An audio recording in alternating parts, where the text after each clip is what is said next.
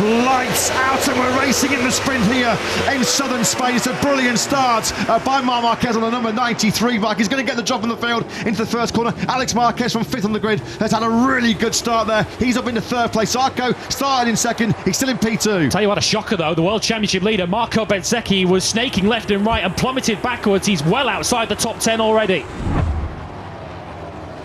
Jorge Martin, he actually passes Alex Marquez and takes his 3rd place.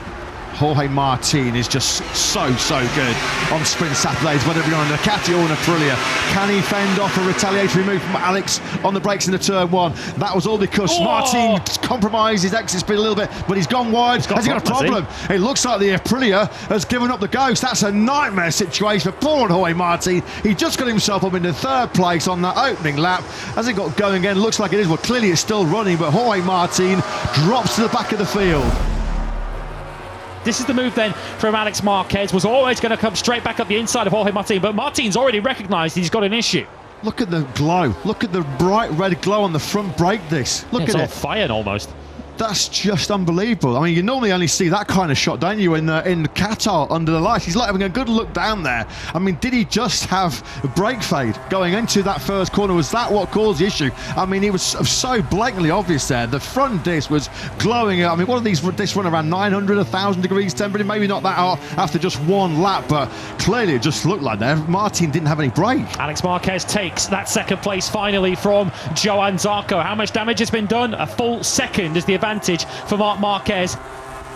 White flag then is being waved. Riders are now allowed to swap bikes, and now once again Didier, he's just got to be patient here. He's got to bide his time. He's getting a little bit frustrated by the fact that he cannot find a way through cleanly on Zarco. He can now into the Angel Nieto corner into turn 9. Oh, though now Zarco strikes straight back on the inside into Pellic. Here we go, turn 10. This is playing into the hands of the Marquez boys. Oh, that's a brave move up the inside of the Alex Crivier corner. Once again, he just can't turn it tight enough, and Johann Zarco happily takes 3rd place back again. The rain is now starting to intensify. We've still got a little bit more than 8.5 laps remaining here. As the Gian Antonio has another dig at Zarco. This time around into turn 5, he's going to ram the door shut on the Frenchman on the inside of the Pons corner. You can see there the rain flag on the outside on the LED panel. So the Gian Antonio has finally, it's taken him 3.5 laps to get through on Zarco. Back at the front then, Alex Marquez has stretched his lead to over half a second clear of Marc. It looks like at this part of the circuit the rain has eased off, but clearly we saw from the outside camera looking at turns, oh no, it's pouring down. Now on the brakes into the final corner. They are on a right old tightrope now, aren't they?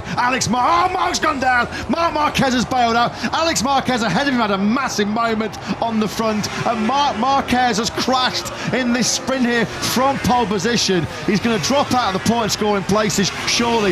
Davide Tolozzi, can't believe it. The reigning world champion on the deck. We've got a KTM in the pit lane. Trying to work out which one it is. I think it's Brad Binder, who of course famously made a gamble to stay out in Austria. He, Pecco Bagnaia and Frankie Morbidelli, and now of course through necessity Marc Marquez, they have pitted for a change of bikes. Well, we promised you drama pre-sprint. The rain has started to fall then. We're on lap 9 of 12. Alex Marquez 1.1 seconds clear of Fabio Di Gianantonio.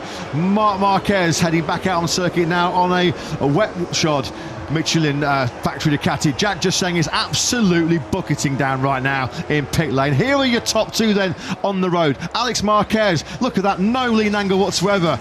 I mean, Alex could push this Ducati around that Pedrosa corner faster right now. As you can see, left-hand side of your screen is the indicator next to their names, which indicate they've changed bikes, as now we've got a crash for Jack Miller. So now both of the Pramac Yamahas on the floor. Somebody else is down by the side. Yes, Alex! I was going to say, I could hear my headset. There was another rider that's crashed out. So Marc Marquez crashes out of 2nd place at turn 13, and in treacherous conditions. This is a mistake, so easy to mistake. There was no lean angle there for Alex. He was just barely tipping in, and down he goes. Alex Marquez then crashes out of the lead. Fabio Di Gianantonio now, well, he could ride a scooter around here quicker than a MotoGP bike in these conditions. Just look at him. He barely dares carry any lean angle whatsoever. Yeah, it is absolutely pouring down. Ralph Fernandez there behind him was still out on slick tyres. Pedro Acosta has also crashed out. Here comes Didier into pit lane. He'll be quickly followed by Ralph Fernandez. Oh, now Bezzecchi, the World Championship leader's gone down. He's just out on rain rubber as well. As you can see, a wet front type of Marco Bezzecchi, unfortunately trapped under that crash factory of Aprilia. Well, what did I say about 2.5 laps ago? This now is a sprint of survival, and that's exactly what it is. MotoGP insanity here in Jerez. Can you believe this? Marc Marquez crashed 3 or 4 laps ago in the final corner, yet here he is all over the rear tire. He's going for the lead. Oh, that's going to be really, really close. Super aggressive by Marc on the inside of Bagnaia into the Angel Nieto corner. This is a hark back to 2 years ago in the main Grand Prix. Is in between these two, 93 sticking it to 63. The crowd are on their feet. They're getting drenched, they're getting soaked, but they do not care one jot, because can you believe this? Marc Marquez, when on slick tyres as the rain started to fall heavily, crashed right here at this corner. It looked like it was game over. I suppose he was fortunate to crash at turn 13. He crashed at turn 13 and could just remount, cut across back on the circuit, move straight away into pillar. He'd have been one of the first to go onto wets, wouldn't he? It has been remarkable. It has been unbelievable. It has been nothing short of pure theatre, pure drama here in Jerez. At the corner where just a few moments ago Marc Marquez crashed out of contention, he powers out the final corner to take victory in a truly sensational sprint here in Spain.